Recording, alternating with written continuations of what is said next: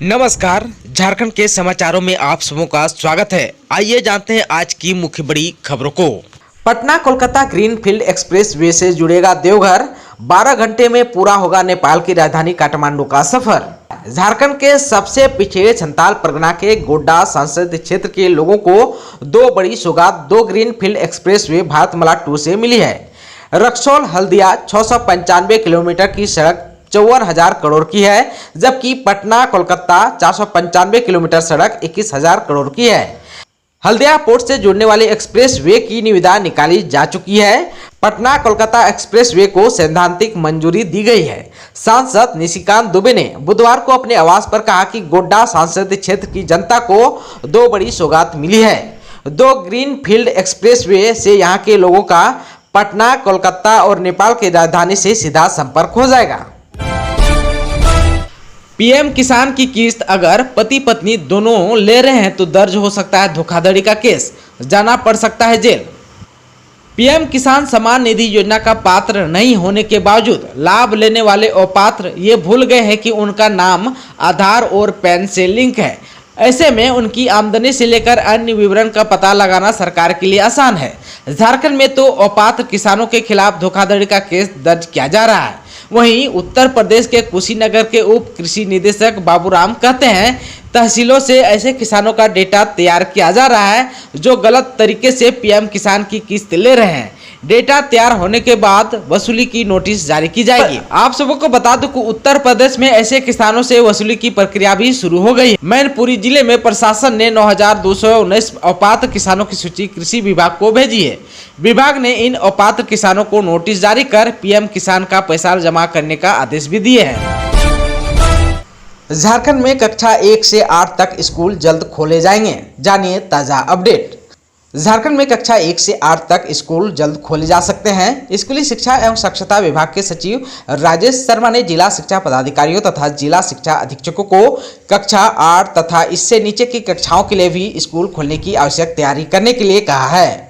मंगलवार को हुई वीडियो कॉन्फ्रेंसिंग में उन्होंने कहा कि कक्षा 8 तथा इससे नीचे की कक्षाओं के लिए भी स्कूल खोले जा सकते हैं। इसके लिए स्कूलों में साफ सफाई, सैनिटाइजेशन, बेंच, डेस्क, मरम्मती आदि का कार्य कर पूरी तैयारी रखें। शिक्षा सचिव ने उन स्कूलों में कक्षा 9 से 12 के विद्यार्थियों की उपस्थिति बढ़ाने का निर्देश दिया, जहां वर्तमान में बहुत कम उपस्थिति है। उन्होंने कहा कि कई स्कूलों में विद्यार्थियों की उपस्थिति शून्य है। उन्होंने प्रत्येक स्कूलों की निगरानी के लिए BRP, CRP को लगाने के भी निर्देश दिए हैं।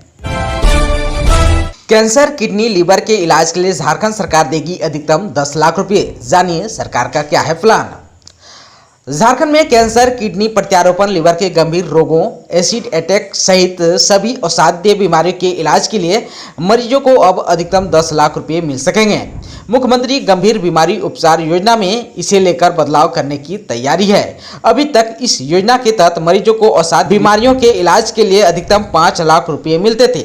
वर्तमान में राज्य सरकार की इस योजना के तहत लगातार 3 वर्ष तक अधिकतम 8 लाख रुपए वार्षिक आय वाले परिवारों के मरीजों के इलाज के लिए 5 लाख रुपए तक की सहायता राशि देने का अधिकार सिविल सर्जनों को है। राशि की स्वीकृति देने के लिए सिविल सर्जनों की अध्यक्षता में समिति गठित है, जिसमें उपायुक्त द्वारा मनोनीत पदाधिकारी के अलावा जिला के अन्य पदाधिकारी शामिल होते हैं।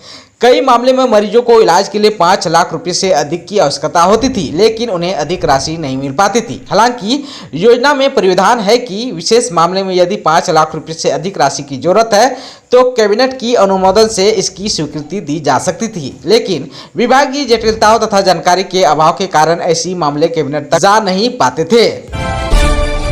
झारखंड में अब दलगत आधार पर नहीं होगा निकाय चुनाव, प्रॉपर्टी टैक्स की गणना नई तरीके से होंगे। झारखंड सरकार ने प्रदेश में निकाय चुनाव को दलगत आधार पर नहीं कराने का निर्णय किया है। पुरानी व्यवस्था फिर से लागू होगी, जो 2011 में प्रभावित थी। मेयर का चुनाव सीधे होगा, जबकि डिप्टी मेयर का चयन वार्ड पार्षद करेंगे।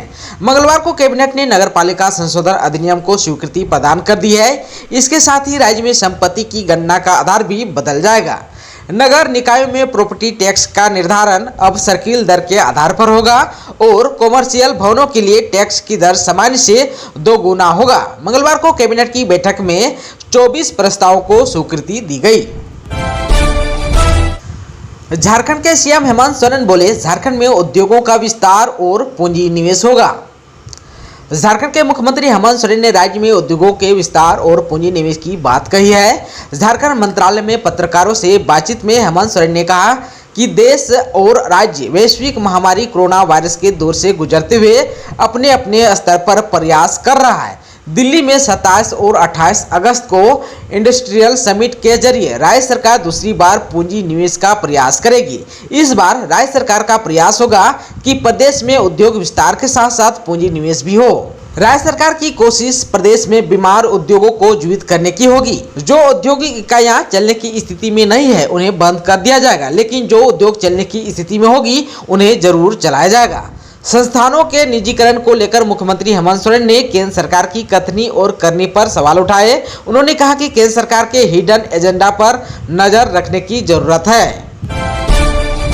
झारखंड में सुस्त हुआ मानसून, बारिश कम होते ही राज्य में चढ़ा पारा। देवघर का अधिकतम तापमान 37 के पार पहुंचा। सबसे अधिक 36.5 मिलीमीटर बारिश बोकारो में। झारखंड में मानसून कमजोर पड़ गया है। पिछले 24 घंटों में राज्य के कुछ स्थानों पर हल्की बारिश जरूर दर्ज की गई, लेकिन मानसून के लिहाज से बेहद कम है। इस दौरान सबसे ज्यादा बारिश 32.4 मिलीमीटर बोकारो में रिकॉर्ड की गई। वहीं बारिश कम होते ही राज्य के पारा में तेजी से उछाल आया है। राज्य के औसत उच्चतम तापमान में 2 से 3 डिग्री सेल्सियस की बढ़ोतरी दर्ज की गई। सबसे अधिक उच्चतम तापमान देवघर में 37.6 डिग्री सेल्सियस रिकॉर्ड किया गया, जबकि सबसे कम न्यूनतम तापमान मेदिनीनगर में 23.1 डिग्री सेल्सियस रिकॉर्ड किया गया। रांची समेत राज्य के अन्य जिलों की स्थिति भी कमावेश ऐसी ही बनी हुई है। झारखंड के सरकारी कर्मचारियों को तोहफा, HRA और DA में बढ़ोतरी को हेमंत कैबिनेट की मंजूरी।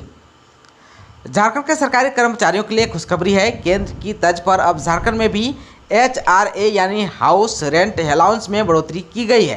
हेमंत कैबिनेट ने फैसला लिया है कि अगर राज्यकर्मियों का महंगाई भत्ता 25% को पार कर जाएगा तो हाउस रेंट अलाउंस की दर को 9 से 27% तक बढ़ाया जाएगा। फैसले के लिए शहरों को 3 कैटेगरी में बांटा गया है, जिसे XYZ का नाम दिया गया है। शहर के हिसाब से 27%, 18% और 9% हाउस रेंट अलाउंस को बढ़ा दिया गया है। बढ़ा हुआ HRA 1 जुलाई 2021 से प्रभावी होगा।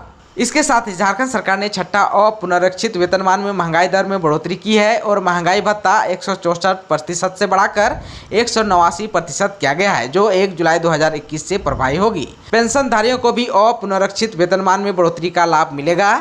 सरकार ने पंचम वेतनमान पाने वाले कर्मचारियों के महंगाई भत्ता में भी बढ़ोतरी की है। इसे 312% से बढ़ाकर 356% किया गया है।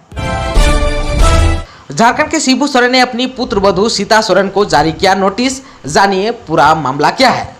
झारखंड मुक्ति मोर्चा के अध्यक्ष शिबू सोरेन ने जमा की विधायक सीता सोरेन से स्पष्टीकरण पूछा है। उन्होंने 7 दिनों में विधायक से जवाब मांगा है। बता दें कि सीता सोरेन ने हाल ही में वामपंथी मजदूर संगठन एटक की सदस्यता ली है। एटक ने उन्हें संगठन का उपाध्यक्ष भी बनाया है। झामुमो अध्यक्ष ने इसे संगठन के खिलाफ बताते हुए स्पष्टीकरण पूछा है। आप सबको को बता दूं कि सीता सोरेन शिबू सोरेन की पुत्र वधू है। पूछा गया है कि किन परिस्थितियों में ऐसा निर्णय लिया गया है। विधायक 1 सप्ताह में अपना जवाब भेजें। सूत्रों के मुताबिक इस संबंध में झारखंड मुक्ति मोर्चा के कई वरीय नेता और विधायकों ने झामुमो प्रमुख से शिकायत की थी। उधर जमा की विधायक सीता सोरेन का कहना है कि उन्हें किसी भी प्रकार का नोटिस पार्टी की ओर से जारी नहीं किया गया है। उन्होंने कहा कि मजदूर हित के लिए किसी संगठन से जुड़ने में कोई दिक्कत नहीं है। उन्होंने कही कि सभी पार्टियों से कुछ लोग एटक में जुड़े हुए हैं। रांची एयरपोर्ट और रेलवे स्टेशन पर गलत मोबाइल नंबर देने वाले यात्रियों पर कसेगा शिकंजा। जानिए प्रशासन की क्या है तैयारी। रांची जिला प्रशासन ने इस बात को माना है कि एयरपोर्ट और रेलवे स्टेशन पर जितने भी कोरोना संक्रमित के मामले आ रहे हैं उनमें से अधिकतर लोगों का फोन नंबर ही नहीं लग रहा है। यात्री प्रशासन को भ्रमित करने के लिए गलत नंबर दर्ज करा रहे हैं ताकि उन्हें ट्रेस न किया जा सके। हाल ही में जिला प्रशासन ने 101 कोरोना संक्रमित व्यक्तियों का प्रतिवेदन उपायुक्तों को उपलब्ध कराया है। इसमें से 35 व्यक्ति ही अस्पताल में भर्ती थे, जबकि 28 का मोबाइल फोन नेटवर्क एरिया से बाहर था, जबकि 6 का मोबाइल नंबर ही गलत था और 32 का मोबाइल कार्यरत नहीं है। अब इससे यही प्रतीत होता है कि जांच करते वक्त संक्रमितों का मोबाइल नंबर चेक नहीं किया जाता है। इससे उन्हें ट्रेस करने में समस्या होती है। अब रांची रेलवे स्टेशन एवं एयरपोर्ट पर टेस्टिंग टीम को अनिवार्य रूप से मोबाइल नंबर चेक करते हुए पूरा पता अंकित करवाने का निर्देश अनुमंडल पदाधिकारी सदर एवं अपर जिला दंडाधिकारी विधि व्यवस्था रांची को दिया गया है। अब रांची रेलवे स्टेशन एवं एयरपोर्ट पर टेस्टिंग टीम को अनिवार्य रूप से मोबाइल नंबर चेक करते हुए पूरा पता अंकित करवाने का निर्देश अनुमंडल पदाधिकारी सदर एवं अपर जिला दंडाधिकारी विधि व्यवस्था रांची को दिया गया है। सही मोबाइल नंबर एवं पूर्ण पता अंकित करने के लिए टेस्टिंग टीम के साथ एक अतिरिक्त व्यक्ति की प्रतिनियुक्ति का आदेश दिया गया है। सैंपल लेने के पूर्व संबंधित व्यक्ति के मोबाइल नंबर पर रिंग का चेक करना आवश्यक होगा। खबर है झारखंड के खूंटी से। खूंटी में एक ही परिवार के 4 सदस्यों की मौत। कार अनियंत्रित होकर पेड़ से टकराने के बाद 8 फीट गहरे गड्ढे में गिरे। माता पिता और बेटा बेटी की मौत, भतीजा भतीजी जख्मी। तोरपा थाना क्षेत्र स्थित Khunti Simdega main road SH3 पर चुरगी नदी के पास बुधवार को सड़क हादसे में एक ही परिवार के 4 लोगों की मौत हो गई। मृतकों में माता पिता और बेटा बेटी शामिल है, जबकि भतीजा भतीजी जख्मी है। इन्हें रिम्स रेफर किया गया है। हादसा कार के अनियंत्रित होकर पेड़ से टकराने और गाड़ी के 8 फीट गहरे गड्ढे में गिरने से हुई। इधर घटना की सूचना के बाद मौके पर पहुंची पुलिस मामले की जांच में जुट गई है। मृतकों में ओडिशा के रावड़किला निवासी दंपति कन्हैया जैन, रमा जैन, बेटा ऋषभ जैन और बेटी नित्या जैन शामिल हैं। खबर है झारखंड के लातेहार से। लातेहार में हादसे के बाद सड़क जाम, चलती बस से गिरने से महिला की मौत। सुबह मुआवजे की मांग पर ग्रामीणों ने आधे घंटे किया सड़क जाम।